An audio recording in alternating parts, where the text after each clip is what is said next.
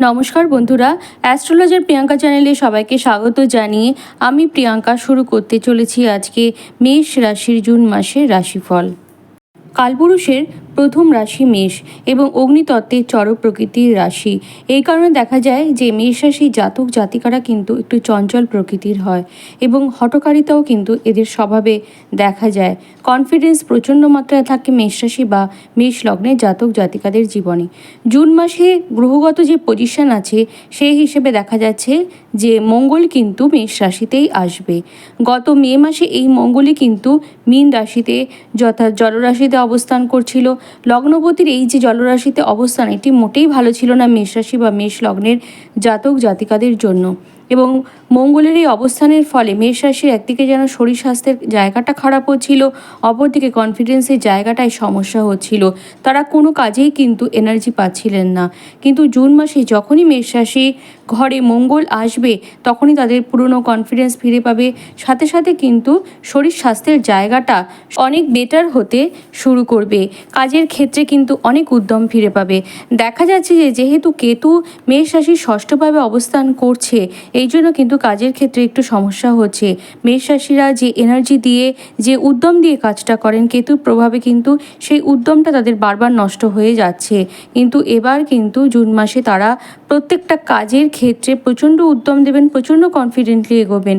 এবং রাহুর প্রভাবও কিন্তু মেষ রাশির ওপর অবস্থান করছে, অর্থাৎ মঙ্গল এবং রাহুর মিলিত প্রভাব, এক্ষেত্রে কিন্তু প্রভাবটা পজিটিভ প্রভাব হবে, যেহেতু মঙ্গল নিজের রাশিতেই বা নিজের লগ্নেই অবস্থান করবে।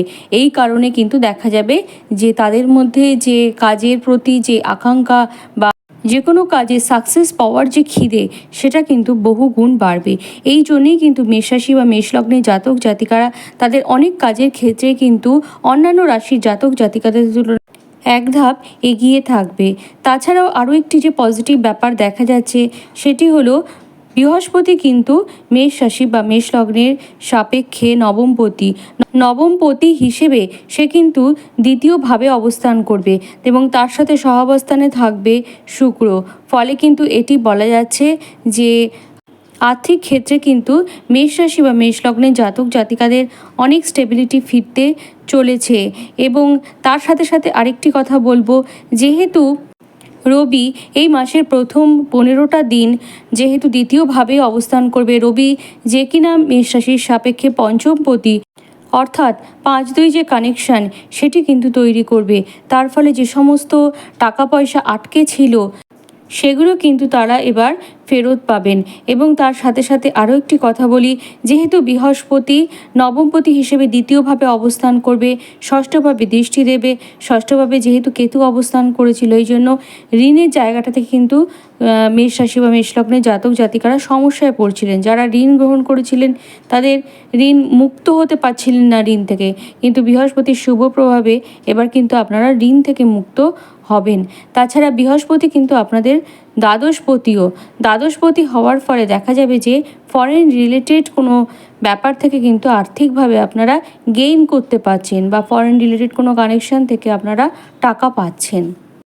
মঙ্গল যেহেতু মেষ রাশিতেই অবস্থান করবে, নিঃসন্দেহে একটি ভালো যোগ। কিন্তু মঙ্গল একদিকে লগ্নপতি, অপরদিকে কিন্তু অষ্টমপতিও। তো অষ্টমপতি লগ্নে অবস্থান করছে, তার উপরে রাহুর একটা কানেকশন আছে। এই জন্য কিন্তু মেষ রাশির জাতক জাতিকাদের মনের দিক থেকে তারা কনফিডেন্স ফিরে পেলেও বা কাজের দিক থেকে পুরনো উদ্যম ফিরে পেলেও দেখা যাবে যে তাদের কিন্তু মাঝে মাঝে মাথায় একটা ব্যথা হতে পারে এবং তার সাথে সাথে তাদের পাইলস সংক্রান্ত সমস্যা, অশ্ব সংক্রান্ত সমস্যা এগুলোও হতে পারে। এবং যেহেতু অষ্টম ভাবের ওপর শনি মঙ্গল এবং রাহুর একটা মিলিত প্রভাব কাজ করছে, এই জন্য কিন্তু গুপ্ত অঙ্গে কোনো রকম অপারেশনের যোগ কিন্তু দেখা যাচ্ছে। তার সাথে সাথে কিন্তু রাস্তায় চলাফেরার ব্যাপারেও আপনাদের ভীষণভাবে সাবধান হতে হবে।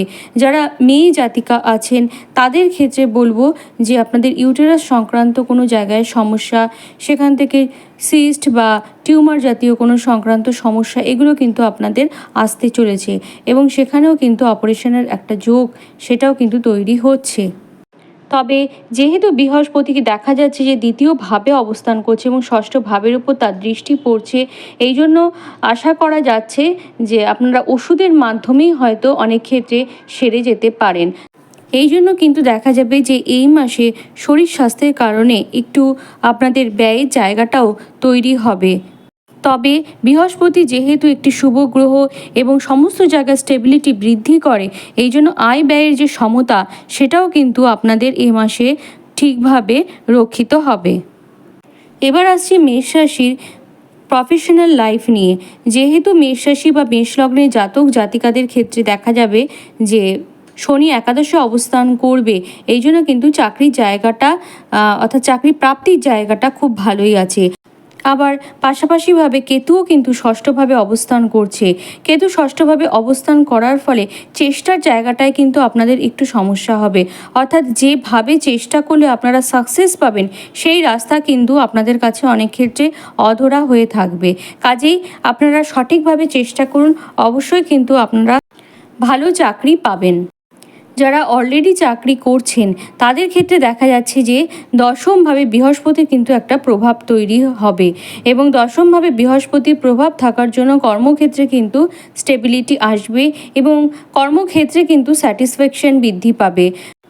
কর্মক্ষেত্রে পদোন্নতি যোগ সেটিও কিন্তু দেখা যাচ্ছে। পাশাপাশিভাবে চাকরি সূত্রে বিদেশ যাত্রার যোগ সেটিও কিন্তু তৈরি হচ্ছে। যারা নতুনভাবে ব্যবসা শুরু করতে চাচ্ছেন তাদের জন্য কিন্তু এই মাসটি অত্যন্ত শুভ। তবে যারা নতুনভাবে ব্যবসা শুরু করছেন তাদের ক্ষেত্রে বলবো যে বিশাল কোনো মূলধনের অঙ্ক নিয়ে অর্থাৎ টাকার অঙ্ক নিয়ে আপনারা এই মুহূর্তে শুরু না করাই ভালো। অল্প কিছু মূলধন যেটা পরিবারের থেকে আপনারা জোগাড় করতে পারবেন সেইটা দিয়েই আপনারা নিজেদের ব্যবসা স্টার্ট করুন। যারা সেলফ এমপ্লয়মেন্ট ক্ষেত্রের সাথে যুক্ত আছেন তাদেরও কিন্তু এই মাসটা যথেষ্ট ভালো যাবে। তবে মাসের দ্বিতীয়ার্ধ কিন্তু বেশি ভালো যাবে, বিশেষ করে যারা হাতের কাজের সাথে যুক্ত আছেন, ড্রয়িংয়ের সাথে যুক্ত আছেন, অথবা যারা যে কোনো আর্টিস্টিক ক্ষেত্রের সাথে যুক্ত আছেন তাদের জন্য কিন্তু এই মাসটা বিশেষ ভালো হতে চলেছে। মাসের দ্বিতীয়ার্ধে বুধ কিন্তু তৃতীয়ভাবে অবস্থান করবে, ফলে কিন্তু কমিউনিকেশনের জায়গাটা যে অত্যন্ত ভালো হবে সে বিষয়ে কিন্তু সন্দেহ নেই।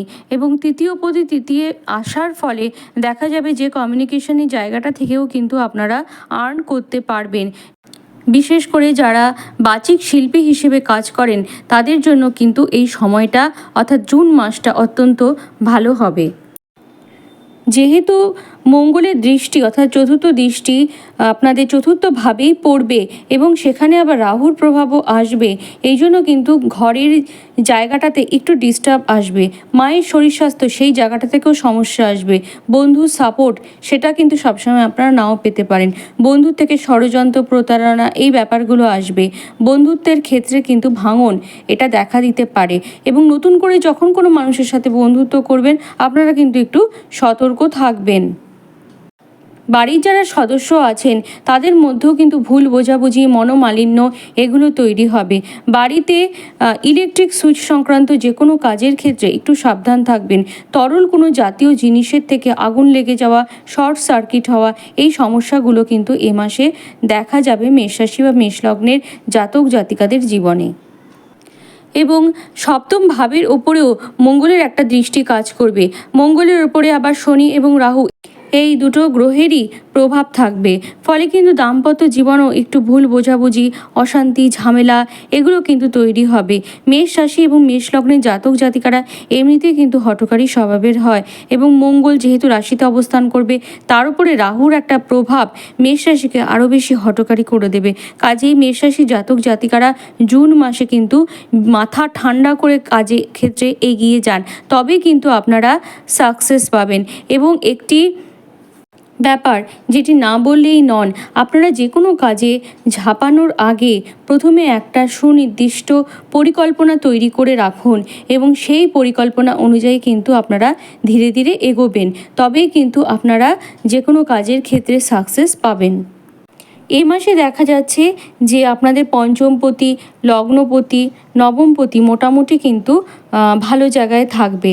এই কারণে কিন্তু আপনারা যদি সঠিকভাবে প্ল্যান করে আপনারা যদি কোনো কাজের পেছনে চেষ্টা করেন এই মাসে কিন্তু সেক্ষেত্রে সাকসেস আসবে। এমনিতেই শনিদেব একাদশপতি, যে কিনা একাদশে অবস্থান করছে, সে কিন্তু সাকসেস দেওয়ার জন্য এমনিতেই বসে আছে। তবে শনিদেব যে কোনো মানুষকে তখনই সাকসেস দেন যখন কোনো জাতক বা জাতিকার উদ্যম সঠিক হয়, তার লক্ষ্য স্থির হয় এবং সে সৎ উপায়ে চেষ্টা করে। যথেষ্ট পরিশ্রম করার পর তাকে জাজ করে শনিদেব যে এই ব্যক্তিকে দেওয়া যায় কি যায় না, তবেই কিন্তু তিনি দিয়ে থাকেন। এবং মেষ রাশির প্রত্যেকটা জাতক জাতিকাকে সেই জায়গাতেই উত্তীর্ণ হতে হবে, তবেই তিনি সাকসেস পাবেন। আশা করি আপনাদের এ মাস ভালো যাবে এবং আপনারা রাহুর জন্য কিছু উপায় করবেন। নর্থ ইস্ট স্থানকে কোনোভাবেই আপনাদের অপবিত্র করা যাবে না। যত পারেন আপনারা ধ্যান জপ এগুলো করে যান এবং তার পাশাপাশি আধ্যাত্মিক বইপত্র পড়ুন। হনুমান চালিসা সেটাও কিন্তু আপনারা পড়তে পারেন, সেক্ষেত্রে কিন্তু ভেতর থেকে যে শক্তি সেটা কিন্তু আপনারা ফিল করবেন। জীবনযাত্রার ক্ষেত্রে নিয়ম শৃঙ্খলা আনুন, সঠিক সময় খাওয়া দাওয়া, সঠিক সময় স্নান এগুলো কিন্তু করবেন। যাদের জীবনে যত শৃঙ্খলা বোধ কম, তাদের ক্ষেত্রে কিন্তু রাহু তত বেশি অ্যাক্টিভ হয়ে যায়। আপনারা ভালো থাকুন, সুস্থ থাকুন, এ মাস খুব ভালো কাটুক এই কামনা জানি আজকের মতো ভিডিওটা এখানেই শেষ করছি। নমস্কার।